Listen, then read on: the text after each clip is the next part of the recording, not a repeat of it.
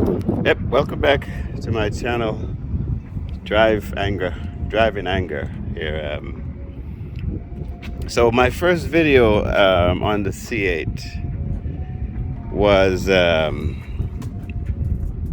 a regret, right? I was talking about how much I regretted getting rid of my ZLE in favor of the C8 Z51 Stingray. And it's been about 2 weeks now with the car, maybe 2.5. And with everything in life, if we give ourselves enough time to experience it, then we could probably change our perspective on it. And so I have up to now changed my perspective on the C8. Now, the ZLE is a monster. It's a beast.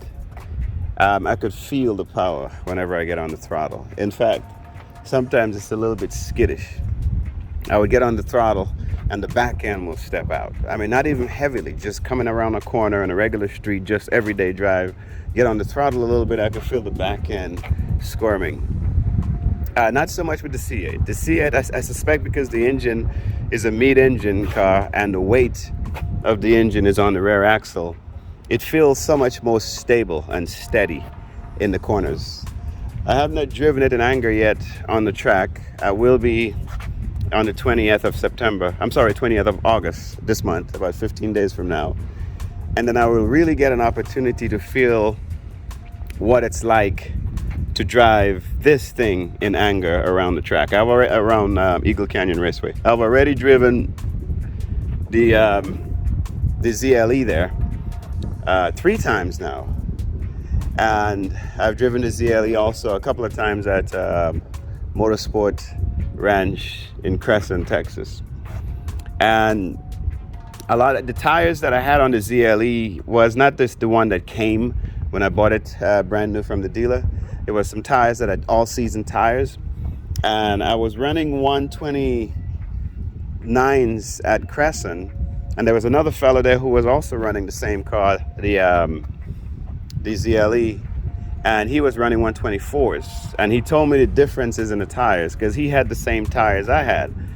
And once he changed to I think a 200 treadwear tires or something, he said he was much more confident in the braking events.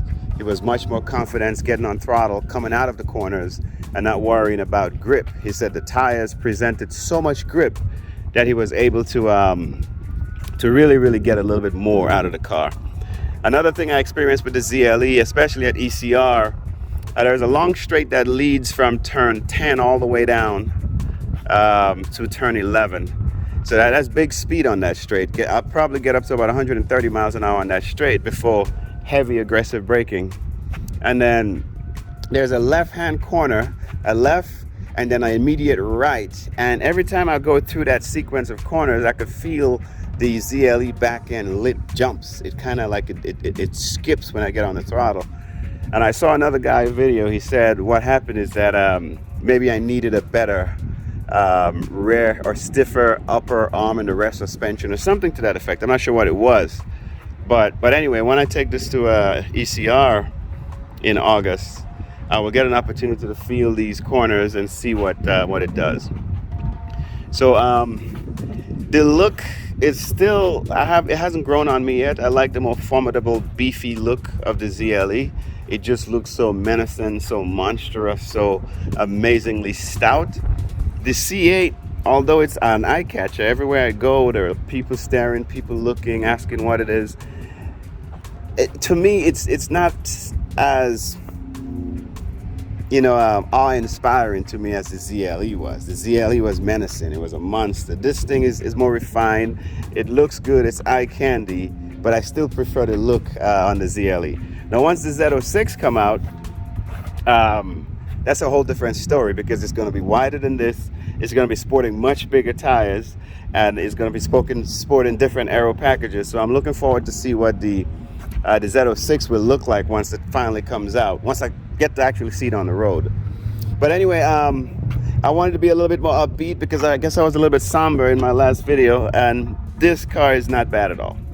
This is a really nice car. It feels really good on the inside. It feels stable. Like I said, I haven't driven it in anger yet. It feels very stable on the acceleration. I'm not afraid to step on the throttle because I'm not worried about the back end stepping out on me like the ZLE used to do. But that's not a knock against the ZLE. That's 650 horsepower, 650 foot-pounds of torque on the back tires, right? Even though I don't know if you get actually that much with a stock configuration, but I didn't do any upgrades or any modification to it. But on this car, I'm going to definitely do some upgrades and modification. And the first mod is already done. I took it to G-Speed last week to get the track alignment. And so what they did, they aligned the front end, they adjusted the toe, the camber settings, and also the caster settings. They did the same in the rear. In addition to that, I think they lowered the rear also ever so slightly to get the best possible track configuration, I guess, for a C8. They've done a lot of testing. G-Speed has done a lot of testing with their own C8. So based upon what I asked for, they gave me a good setup that should eliminate some of the so-called understeer that many people has reported with the C8 package on track. Another thing they did was they added 2 more quarts of transmission fluid, and then in addition to that, they bled the brakes for me on all 4 corners. So she's ready to be taken to the track so that I could drive in anger. In addition to that, it didn't come with a tow hook. I have already ordered it from ZL1 add-ons, and it's at home. It goes right here. So I'm going to install that modification. In addition to that, I also bought 4 hockey puck that gets attached to the bottom of the car, so I could lift it up with a jack. And I will definitely be doing some work on the car myself to try to I might even try to lower it myself if after my track day, see how it feels after the first track session with this, and then maybe I'll lower it. I also ordered some stripes, yellow stripes, that is close to the color of my seats. And so I'm gonna have the Jake head on the hood. I'm gonna have it also going across the top and also on the trunk. I'm not gonna go over the bumper or anything like that. In addition to that, I ordered a stripe that will go on the back end as well, a little yellow also on the back end, and also on the front vent area. I'll put a link to the website where I get the stripe from on this video. And yeah, I'm looking forward to getting the stripe so I can install it. I will do it myself. There's a lot of things that I will do on this car myself so I could get the understanding of how to do things, and perhaps maybe save a few dollars that I can use for other modifications and things like that. Obviously, the goal is to enjoy this as much as I can and to trade it in or trade it up for Z06 once they become available and once I am in line to get one.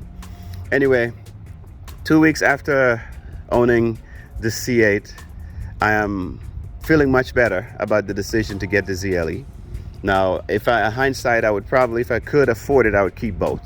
I'll keep the ZLE and the C8, drive the ZLE daily, and then use the C8 as maybe a weekend type car. But since at this point, I just opted to go with the C8. And I've heard a lot that they say, even though the ZLE is formidable on track, the C8 is easier to drive on the limit on track because of the mid-engine.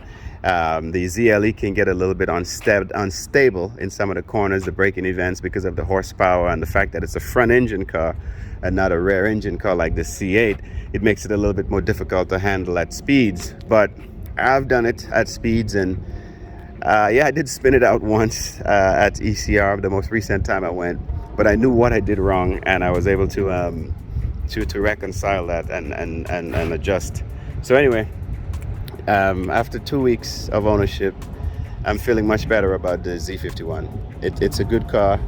It feels planted in the corners. It feels stable. It's eye candy. People love it. And this color is amazing. This hypersonic gray metallic is a very, very, very interesting color. It's not the